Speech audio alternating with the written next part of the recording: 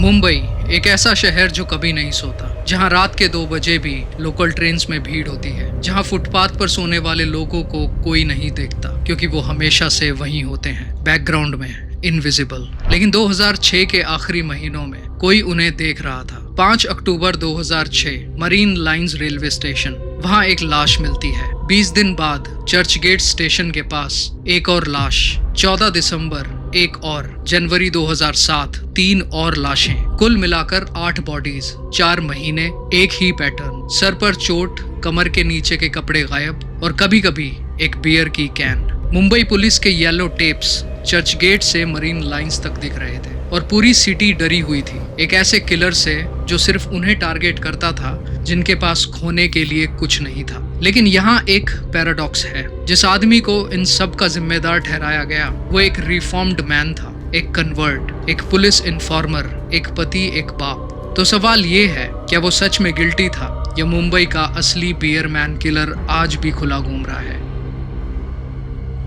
Welcome to Talaashi the crime hunt. My name is Upamanyu. आज का case एक ऐसे इंसान के बारे में है जिसकी पूरी जिंदगी एक कॉन्ट्राडिक्शन थी। गरीबी, गैंग, जेल, प्यार, रिडेम्पशन और फिर एक एक्यूजेशन जिसने उसकी पूरी नई जिंदगी को तोड़ दिया। यह केस है मुंबई के बियर मैन किलर का और मैं तुम्हें वार्निंग देता हूं अभी से, इस केस का कोई क्लीन एंडिंग नहीं है, कोई सेटिस्फाइंग वर्डिक्ट नहीं है, सिर्फ क्वेश्चंस हैं और एक आदमी जो आज भी कहता है मैंने कुछ नहीं किया। तो चलते हैं इस बियर मैन किलर की कहानी के अंदर।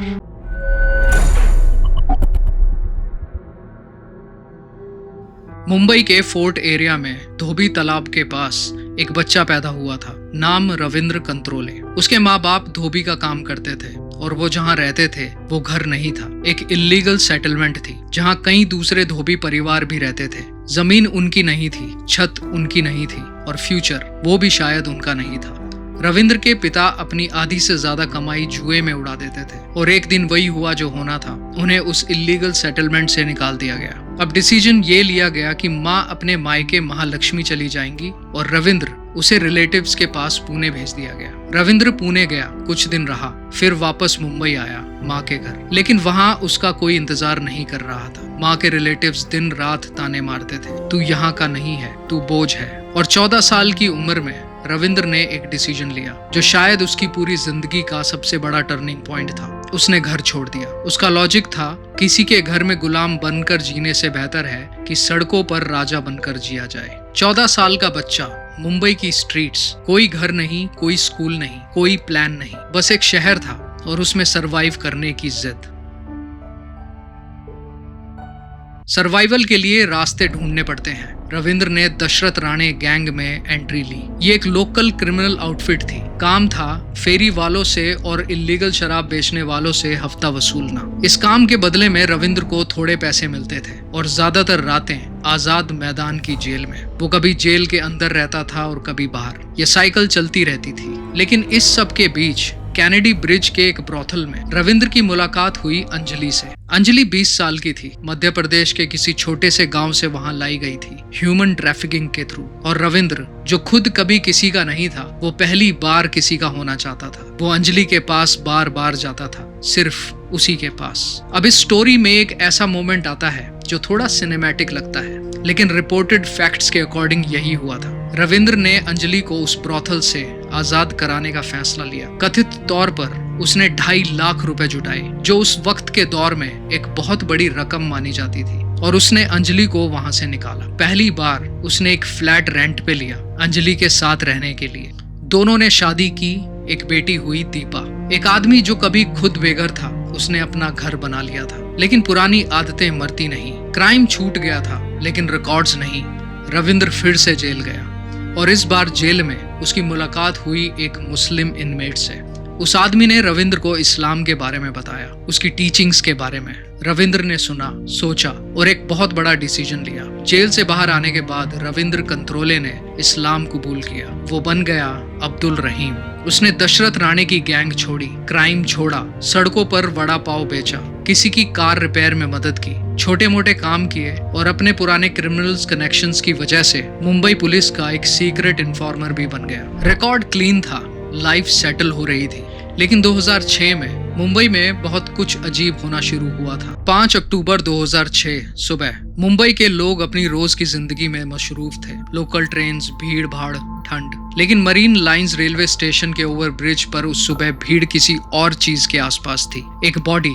विक्टिम का नाम था विजय गौड़, एक टैक्सी ड्राइवर। उसके सीने पर, हाथों पर, पैरों पर कई घाव थे और सबसे स्ट्रेंज बात, कमर के नीचे के कपड़े गायब थे। केस रजिस्टर हुआ और उतनी ही तेजी से भुला भी दिया गया। मुंबई में रोज इतना कुछ होता है, एक टैक्सी ड्राइवर की मौत कौन याद रखेगा। 20 दिन बाद चर्चगेट स्टेशन से 2 मिनट की दूरी पर एक और बॉडी मिली। फिर वही पैटर्न, कमर के नीचे के कपड़े गायब। लेकिन इस बार पुलिस ने कुछ नोटिस किया, लेकिन अभी भी कोई कनेक्शन नहीं बन रहा था। कोई सीरियल किलर नहीं था, सिर्फ 2 अनफॉर्चुनेट इंसिडेंट्स।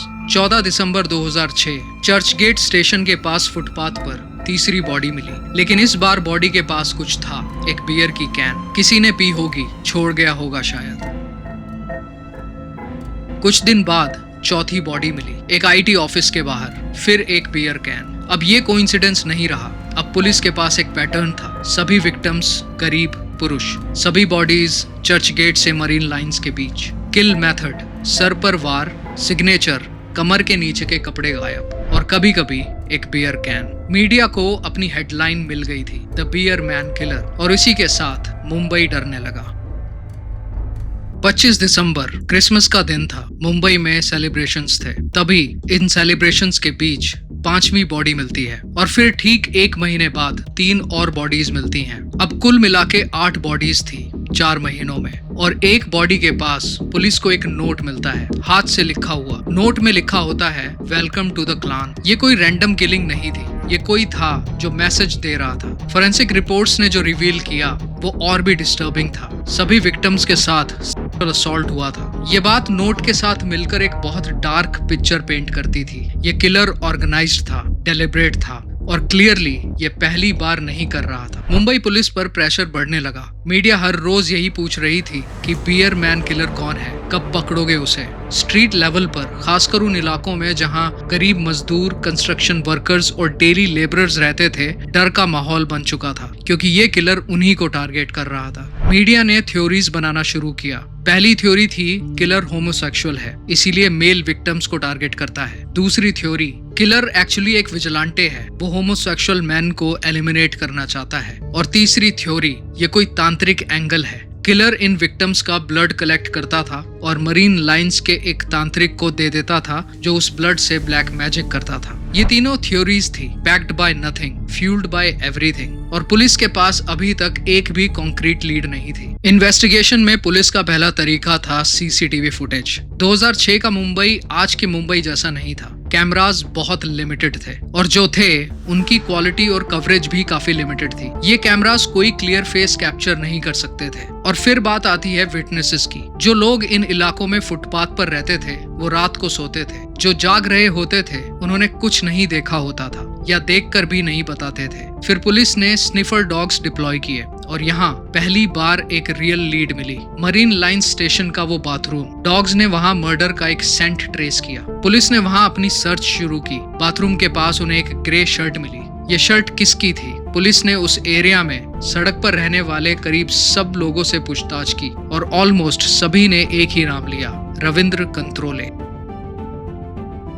22 जुलाई 2007 को पुलिस ने रविंद्र कंत्रोले उर्फ अब्दुल रहीम को धोबी तालाब से अरेस्ट किया। उसके पास से एक शर्ट मिली, खून के दाग थे उस पे, और वो नोट जो आखिरी बॉडी के पास मिला था, वेलकम टू द क्लान, उसकी हैंडराइटिंग रविंद्र की हैंडराइटिंग से मैच कर रही थी। अब पुलिस के पास था एक खून से सनी हुई शर्ट, हैंडराइटिंग मैच, आई विटनेस आइडेंटिफिकेशन जो कि फुटपाथ पर रहने वाले लोगों ने किया था, और रविंद्र का क्रिमिनल पास्ट। लेकिन ये सब सर्कमस्टांशियल था, कोई डायरेक्ट एविडेंस नहीं था, कोई मर्डर वेपन नहीं था, कोई फुटेज नहीं थी। तो पुलिस ने वो किया जो उस वक्त इंडिया में इन्वेस्टिगेटर्स करते थे जब डायरेक्ट एविडेंस कम होता था। उन्होंने रविंद्र पर 3 टेस्ट परफॉर्म किए, narco analysis, polygraph, brain mapping. Narco test में जहां सब्जेक्ट को एक drug induced semi conscious state में रखा जाता है, रविंद्र ने कथित तौर पर एडमिट किया कि उसी ने ये मर्डर्स किए हैं। सिर्फ 8 नहीं बल्कि 15। उसने ये भी कहा कि जो बियर कैंस बॉडीज के पास थी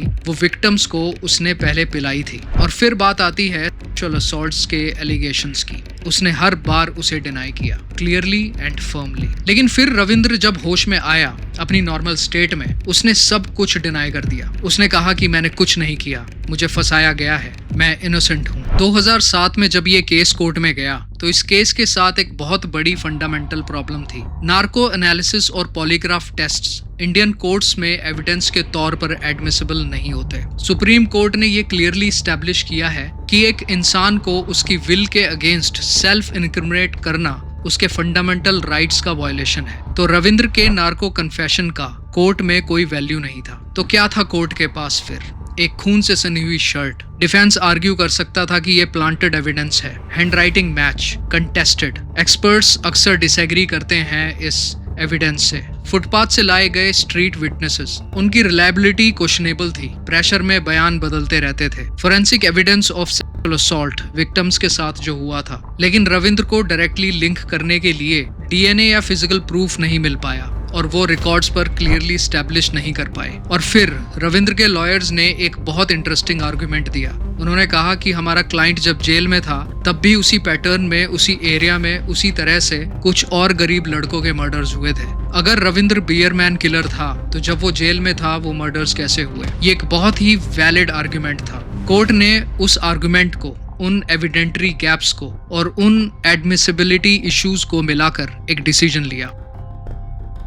2007 में कोर्ट ने रविंद्र पर लाख का जुर्माना लगाया, लेकिन उसे मर्डर्स का दोषी नहीं ठहराया गया। एग्जैक्टली किस ग्राउंड्स पर कोर्ट ने उसको बाइज्जत बरी किया, ये ऑफिशियल कोर्ट रिकॉर्ड्स में पब्लिकली अवेलेबल नहीं है डिटेल्ड फॉर्म में। लेकिन जो रिपोर्टेड है उसके अकॉर्डिंग नार्को कन्फेशन इनएडमिसिबल था, एविडेंस सर्कमस्टेंशियल था। डिफेंस का murders continued in jail argument एक डाउट क्रिएट करता था, रीजनेबल डाउट। और क्रिमिनल लॉ में रीजनेबल डाउट का मतलब होता है एक्विटल।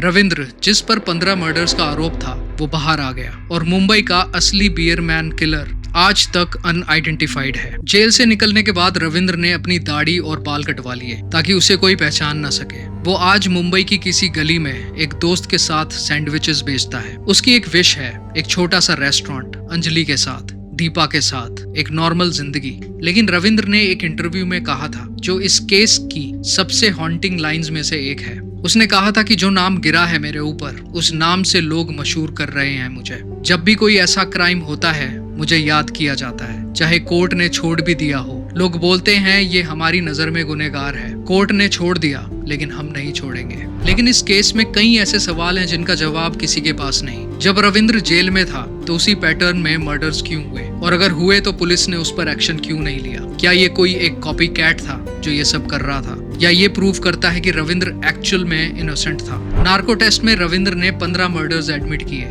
लेकिन पुलिस को ऑफिशियली सिर्फ 8 बॉडीज मिली थी। अगर रविंद्र सचमुच में बियरमैन किलर था तो बाकी 7 कहाँ हैं? या ये सिर्फ एक नार्को स्टेट में कही हुई बातें थी जिनका कोई बेसिस नहीं था? विक्टिम्स के साथ सेक्सुअल असॉल्ट हुआ था, फोरेंसिकली कंफर्म्ड था। रविंद्र ने हर बार इसे डिनाई भी किया था। अगर वो किलर होता तो नार्को टेस्ट में वो ये क्यों डिनाई करता? और अब आखिरी सवाल और सबसे ज्यादा important, welcome to the clan. ये नोट किसने लिखा? हैंडराइटिंग मैच थी, लेकिन हैंडराइटिंग एनालिसिस में एरर्स होते हैं।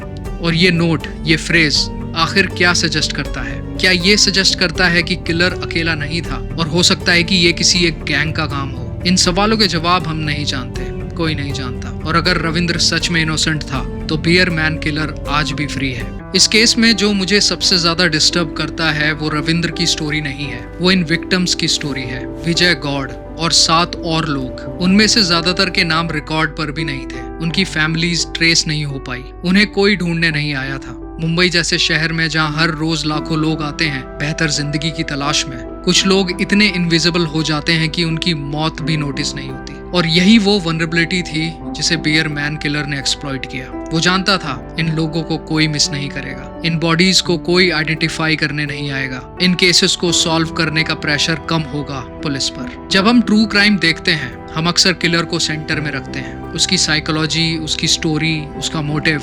लेकिन इस केस में मैं चाहता हूं कि हम एक मोमेंट के लिए उन 8 लोगों को याद करें जिनके नाम हमें नहीं पता, जिनके चेहरे हमने नहीं देखे, जो मुंबई में कुछ बेहतर ढूंढ रहे थे और जिन्हें किसी ने किसी कारण से खत्म कर दिया। जस्टिस उन्हें नहीं मिली, शायद कभी मिलेगी भी नहीं। ये बात मुझे अनकंफर्टेबल करती है और ऑनेस्टली ये तुम्हें भी करनी चाहिए। ये था तलाशी का आज का केस, मुंबई का बियर मैन किलर। एक केस जो ऑफिशियली क्लोज्ड है, लेकिन जिसका कोई रियल आंसर नहीं है। रविंद्र आज भी इनोसेंस क्लेम करता है। बियर मैन ऑफिशियली अनआइडेंटिफाइड है और मुंबई की उन गलियों में जहां ये सब हुआ था, जिंदगी उसी तरह से चल रही है। अगर इस केस में तुम्हारे कोई थॉट्स हैं तो कमेंट्स में जरूर बताइए। क्या तुम्हें लगता है कि रविंद्र सचमुच में गिल्टी था या पुलिस ने उसे सिर्फ एक मोहरा बनाया था इस केस को जल्दी से जल्दी क्लोज करने के लिए? वो बियर मैन किलर आज भी फ्री है, शायद कहीं भी हो सकता है। लेकिन आखिर इस केस के बाद इस पैटर्न के मर्डर्स होने बंद कैसे हो गए, ये एक सोचने वाली बात है। तलाशी को सब्सक्राइब करो, बेल आइकन दबाओ और नेक्स्ट एपिसोड के लिए तैयार रहो, क्योंकि हर केस एक नई तलाश है।